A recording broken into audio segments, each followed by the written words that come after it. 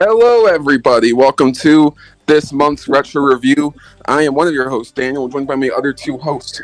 It's Berman. And Chris. And today we are reviewing arguably one of the most important wrestling shows of all time. Pay attention, I didn't say best, I said one of the most important.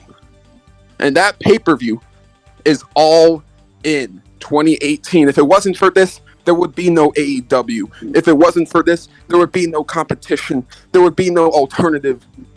There would be nothing. But WWE is still around. So without this show, we wouldn't be where we are today. And yeah, I do think this is a damn good show. And I definitely think for what this means for wrestling, I appreciate the hell out of this show. Yeah, I think same thing. It was a freaking great show. It does suck that there's so many wrestlers who did some bad crap and ruined their whole entire lives, and some of them are like the top of the world. So it's weird. It's funny in comparison, but it was a very great. I really loved it. Pretty much every match was fun except like one or two that was not that big. But yeah, it was very good for me to watch. I guess you could say it was pretty much a mixed bag. You would too say for this All In? No, I disagree with you. I liked it. I don't know about that. I mean, I like some matches of the card, but there was some stinkers in here, man. All right. Well, let's dive into it. First, we kick things off with MJF versus Matt Cross. Now, where are these two 5 years later? Well, MJF is the current AEW champion, while Matt Cross is wrestling, but more in local indie shows, more than anything else. So, I thought this was a decent match. You know, you got MJF having fun with the crowd and, you know, basically being the heel that he was. And then you basically had Matt Cross use his, like, athleticism and other moves to basically get through MJF.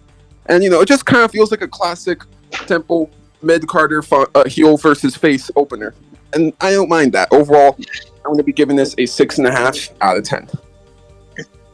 Yeah, for me, this was a very fun. It was a very fun match. It was, and it kind of sucks to me because I would love to see more of Matt Cross and like if any possibility of Matt Cross going to AEW Impact or probably AEW or Impact mainly, but like he was very fun to watch. I always loved watching him when I was in other like indie stuff that I watched before. But it was very fun to see this and how what's happening to them from today from where they were back then. It was really interesting. So for me, I actually give it a 7. I'm kind of disagreeing, man. I mean, I love the work of MJF, and it was a great showcase. It was the biggest stage you could possibly have during that time. Sure, it was great character work, but let's be real here. What did MJF do outside of just messing with the crowd? He got his ass kicked on an average match, so I'm giving it a 5.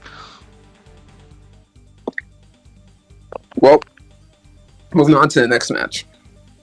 We got, let me go over here, Stephen Amell versus Christopher Daniels. Now, I will say this. I want to let you all know at the time, celebrity appearances, like wrestling celebrity appearances, not every one of them was Logan Paul, Bad Bunny, and Pat McAfee level. Those three had to set the bar before we got there. Every wrestler match, every celebrity match will range from bad to good at best. This is good, but I wouldn't say it's anything above that. There was a fun table bump. There was fun moments as well involved. Seeing Stephen Amell come out with the Bullet Club entrance was really fun as well. And Christopher Daniels, while not doing anything too insane throughout the match, Christopher Daniels was basically doing some really solid wrestling and, still just kind of being a, great heel that we all know him to be. And, yeah, overall, I thought this was fun. Again, if you compare this to the level of a Logan Paul, Bad Bunny, or whoever, you're going to be pissed off, but just keep in mind, there were no such thing as a Bad Bunny or Logan Paul being as good back then. There was no celebrity doing what these two do now. None. Not one celebrity. So overall, I'm going to give this a 7 out of 10. And it's cool to see Stephen Amell give this a shot. Yeah, For me, it was very fun. The Green Arrow, Stephen Amell, was doing pretty fun. It was not. It is really interesting to see how good he was actually in that ring. And funny enough that he did wrestle in WWE with Pac or Adrian Neville, if you want to call that the name. So it was kind of funny to remember that too, because I watched that too. But I think this one was better than the other tag match with Neville. This was very fun. I kind of really liked it. It was a little bit. I think I saw like a few botches that Amell did and Christopher Daniels did. It was a little off, like that best moonsault ever that didn't even connect with Amell like whatsoever. I don't know if it's his fault or I think it was probably Christian Daniels' fault that he didn't, because he didn't move, he didn't do whatever. But it was not that bad of a match. It was still fun, and that table split was very fun. I would give this a 6.5 for me. And I'll be in the same boat too. Can't really complain too much. I mean, Crystal Daniels carried. I wasn't aware of the Green Arrow thing. I thought he was just some random indie guy, but it was a fun little match. I mean, like you said, Berman, there was a few botches here and there with the greatest somersault. Looked kind of bad, but I don't know how he was during that time, but overall the match was fun, solid. I'll give it a 6. All right, now we got a fatal 4-way match with WWE's Emma on commentary. We have Tessa Blanchard versus Britt Baker versus Madison Rayne versus Chelsea Green. Now, this is kind of a unique fatal 4-way, if I say so myself. And overall, it was solid. I'd say it was a solid fatal 4-way. It's not anything that's going to knock your socks off or anything, but it's a good match. So, where are all 4 of them now? Well, Tessa Blanchard, she kind of got canceled by the whole industry and a bunch of fans for being racist. And then as for Britt Baker, she works on screen for AEW. Madison Rayne, she works backstage on the AEW as a coach, and she'll occasionally wrestle here and there. And then Chelsea Green, she is now in WWE, which she really just came back this year. So very interesting how much can happen in the course of 5 years. But yeah, overall, I'm going to give this a 7 out of 10. Now, first, the match, I was really fun match. It was actually pretty. I was hoping for only Tessa, but I attacked that a little late after this, talking about the full match. The match was very fun. There was a bit of botches that I recognized from a few. I think it was Britt Baker or I think Chelsea Green. I gotta say, I freaking hate how Chelsea Green delivers the freaking kill switch move. It sucks when she does it. It does not look good whatsoever. I gotta say, right? It does not look good. But still, it was not a bad match. I would give this a 7. But one thing I want to kind of capitalize is that, one, I don't condone what Tessa, but I really loved in the era where she was probably the best woman on in the world at this point of time. It's sad to see that she got brutally canceled, and she could have gone to high rises. She could have won anything she wanted. Like, seriously, I think she was probably one of the best women in this era of wrestling. So it's kind of sad to hear, to see what she did with the racism and stuff. But I don't condone anything, but I do still think she's probably one of the best on that era of time. So to me, still, the match was a 7 for me. The only complaint I have, I don't know if it was Madison Ray or Chelsea Green, but whoever that chick was that had that split personality gimmick, that was cringe. Chelsea Green. Okay, that was like really bad. I don't know what the hell that was about. That was so stupid, and it took me out of the match half the time I was watching it. If you want any context, really quickly, I don't think you really care, but context was that she made this gimmick and impact when she was about to marry Matt Cardona, and she got rejected, and she became a bloody bride, more or less, where she was a crazy bride, pretty much, and that's kind of how she brought this. I never cared myself, but technically that was an impact thing they did before for Chelsea Green. So that's some context from that whole thing, and that's who I said I hate her finisher too. Her kill switch sucks too. So just some context for that whole thing. Even with the context saying, I'm not going to discredit the match because I did enjoy it. It was a good 4-way, but again, I'm just marking off by 1 point because literally there were just some spots of Chelsea Green just going just full fucking chaos mode. that just kind of made me cringe, and I just had to just stop watching because I was laughing too much at how stupid it was. So I'll give it a 6. Okay. Now we move on to match number 4. Nick Aldis, also known as Magnus from TNA, now known as Impact, versus Cody Rhodes for the NWA World Heavyweight Championship. So Cody has his little arc right now of trying to win the title no one in his family ever won. But before he went on to do that, he had to win the championship his father won, the NWA Championship. And he wanted to make his father proud. This was only 3 years after his death. And then you got Nick Aldis, who is kind of more or less, in my opinion, at least from how I feel, he's like a 80s, 90s style heel in a sense, where his wrestling style, it's nothing too extraordinary. Like, his moveset is kind of simple and all that, and how he acts as a heel is pretty simple and all that, but it is effective. And it's because Nick Aldis, in general, is a good performer. And Cody Rhodes is a great performer. So together, you got this pretty damn good storytelling match. And yeah, where are they now? Cody is working on screen for WWE, Nick working on screen for Impact. So yeah, they're both still doing their thing these days, you know. Good to see it. Good to see it. No, nothing too controversial about either of these two here. But yeah, Cody getting the win was a wholesome moment. And honestly, even though the match, like I said, it's not a masterpiece or anything, it's a damn good match. It has great storytelling, and I appreciate the hell out of it. So overall, I'm going to give this match an 8 out of 10. Yeah, this was a fun match too. I'm a big fan of Cody, and I'm a big fan. I do know a good amount of Nick Aldis myself too. So, and it's gonna be interesting to. It was very fun to. I was watching this, and to me, if I'm not correct, I felt like I watched a match that was Nick Aldis versus Cody Rhodes in a ladder match. I don't know why I can't remember this. To me, I don't know why, but it was to me this was a fun, very fun match. The injury that when the ref put the X, I'm like, when is this going to happen? Because usually when you put the X, it looks like it's super injured. Usually that's how they don't fake the X. So it's kind of interesting to me. But this was very fun. I really liked it.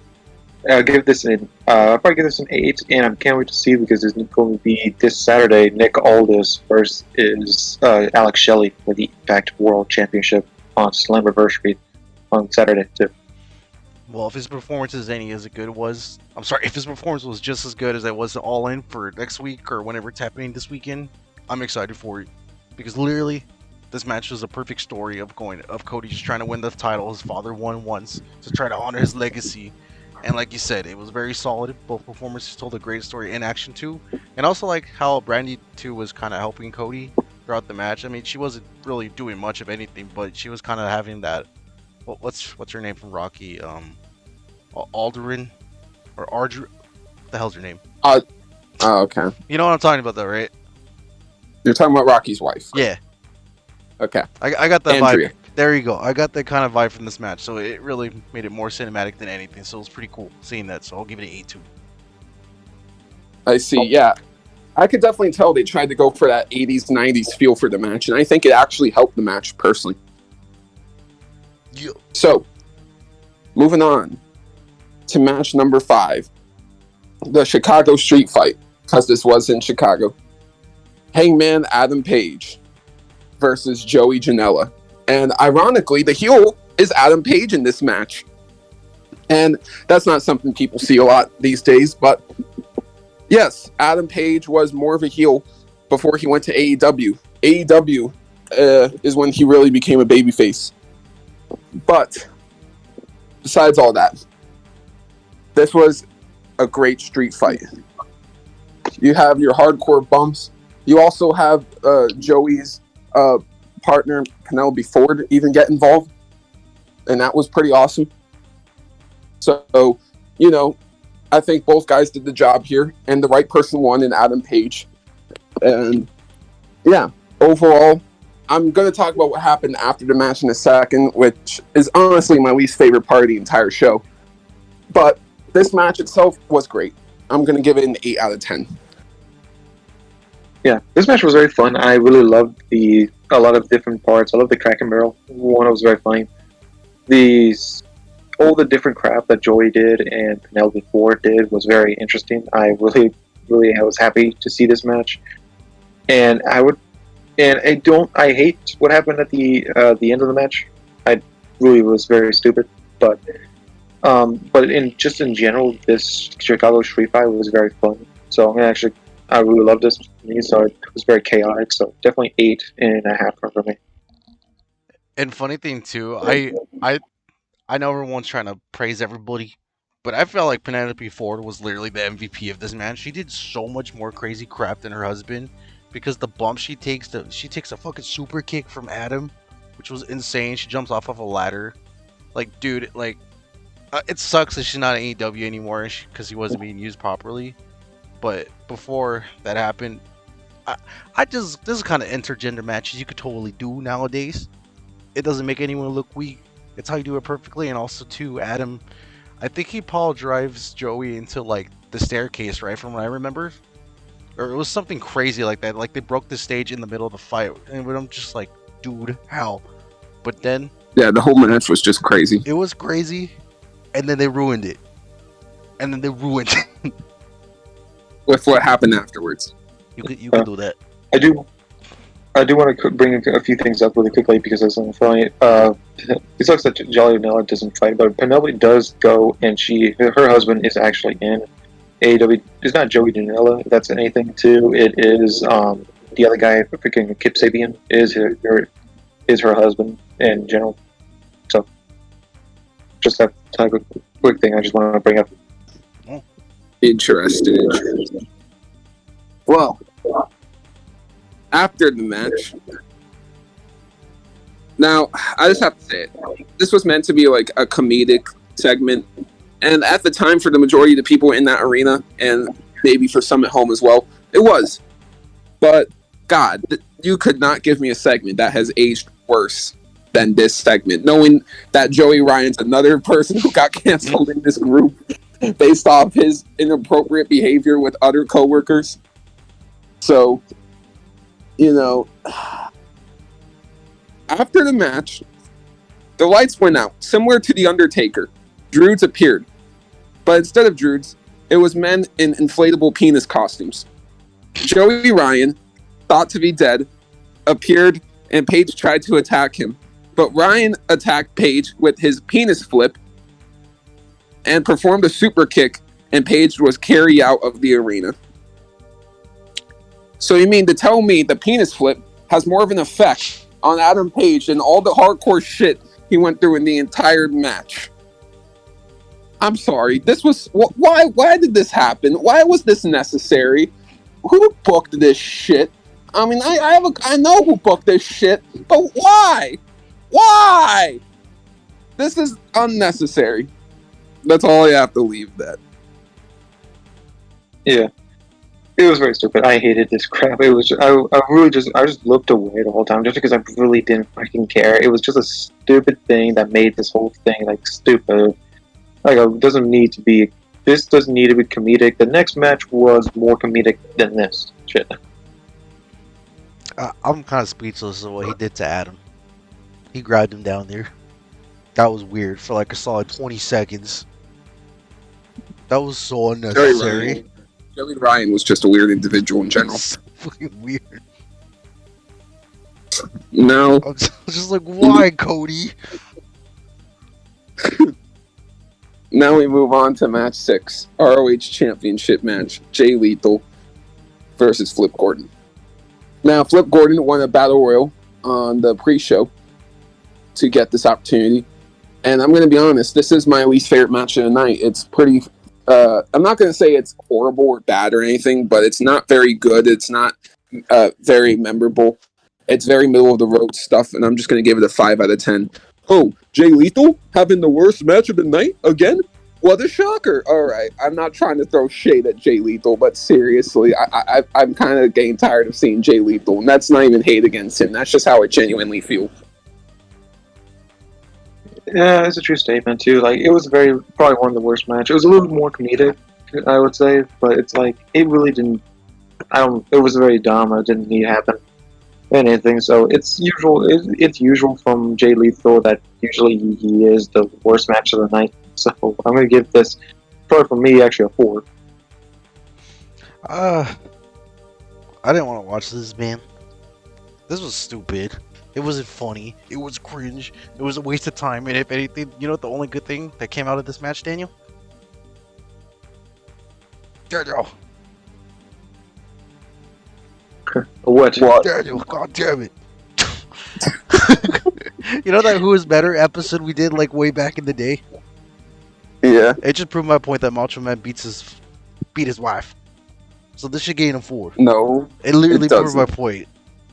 No, it doesn't. That was stupid. This match is stupid. The fact that you said that is pretty stupid. No. Yes. Whatever. Just go to the next area.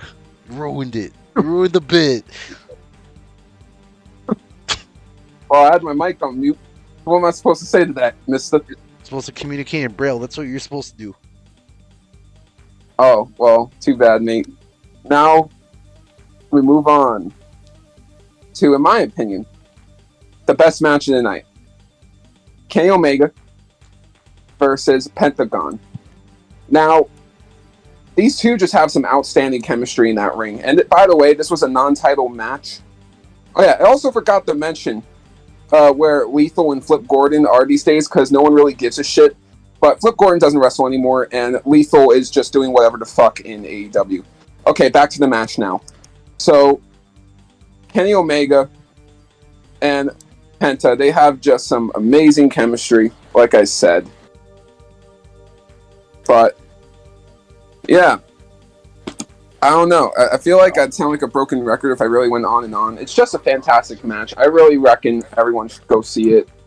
There's just a lot of great spots and a lot of other stuff. Kenny was the IWGP Heavyweight Champ at the time, and this wasn't for the title, but it doesn't matter because Kenny won either way.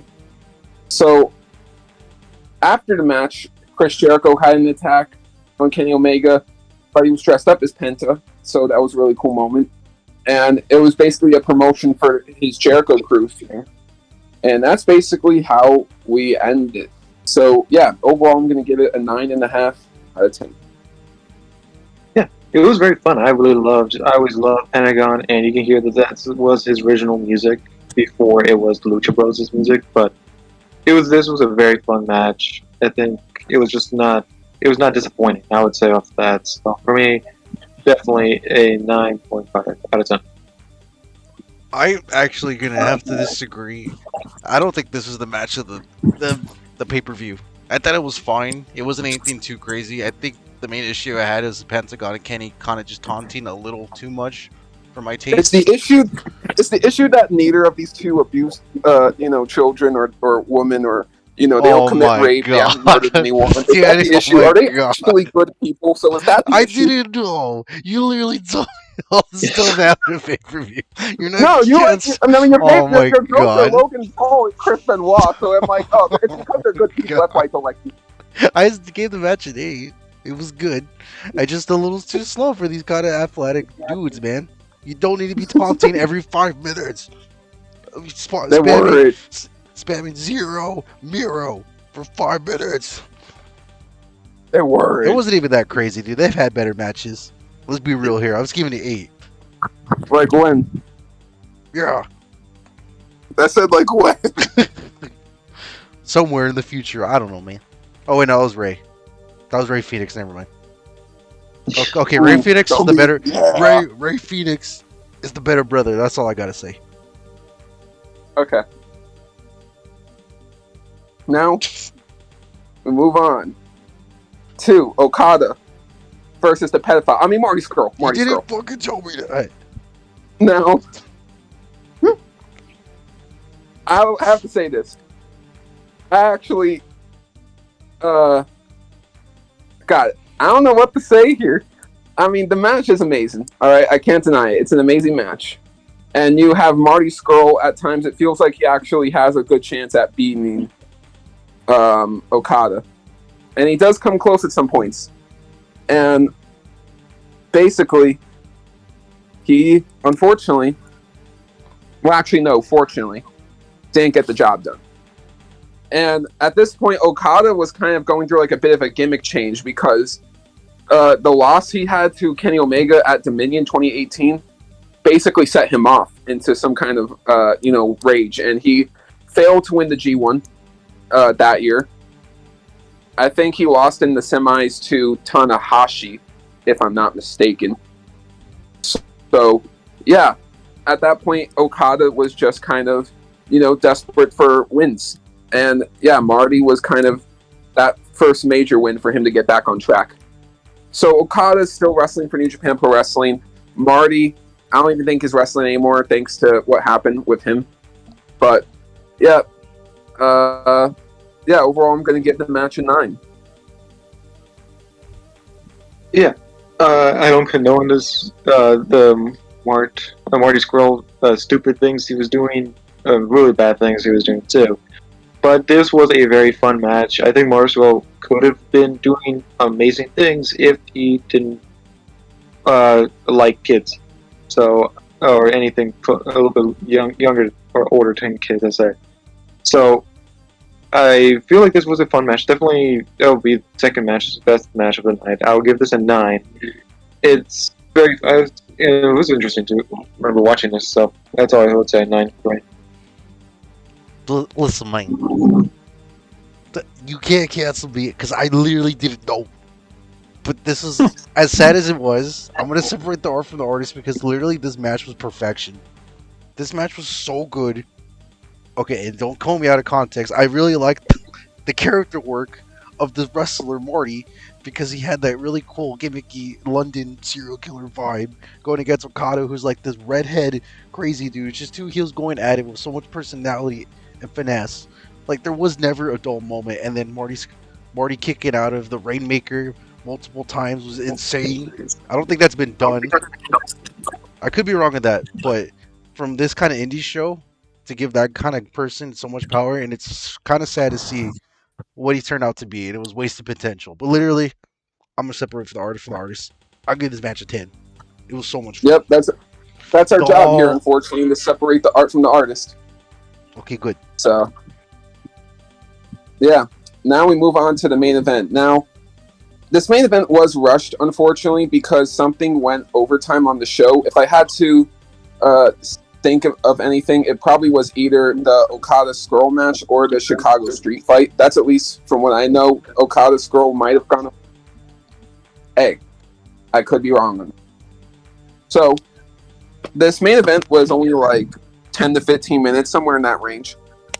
But, yeah, Golden Elite, Kota Ibushi, and the Young Bucks, who are now on screen working for AEW, versus Rey Mysterio, the only WWE Hall of Famer in this entire show, so that's a flex, and his tag team partners of Rey Fenix, who is working on screen for AEW and ROH, and Bandito.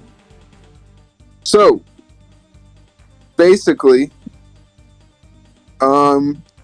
yeah, this match was awesome. It was quick and all that stuff, and I wish they had all the time they could have been given, so they really could have cooked, but you know what? They definitely took what they had and made it work, for sure. So overall, I'm going to give it an 8.5 out of 10. Also, Rey Mysterio coming out in that Wolverine attire is honestly one of his goated attires, in my opinion. So just some really fun stuff here. 8.5 out of 10. Yeah, for me, it was very fun. It was kind of felt rushed, but it was very chaotic and stuff. So to me, it was actually very fun. I really liked it. I would give this an 8. I give it an 8 for me. And same here. I'll give it 8.5 just because it just felt so abruptly. And then I forget which Jackson it was, or Nick or Matt, but he was taking like 3 finishers and wouldn't go down. That was kind of silly. And the Bear and I pull that crap on the next event that's happening pretty soon at Bloody Guts. So, fun event. Unfortunately, it was rushed. But hey, it was cool seeing all those kind of guys all at once. Yeah. Well, now that's the whole show. And overall, what do you think about the importance of this show? Berman and Chris? Well, this is a start to AEW's rise to fame. I would pretty much say it made AEW a big standing point. Probably made WWE obsolete, and AEW probably bigger than WWE probably.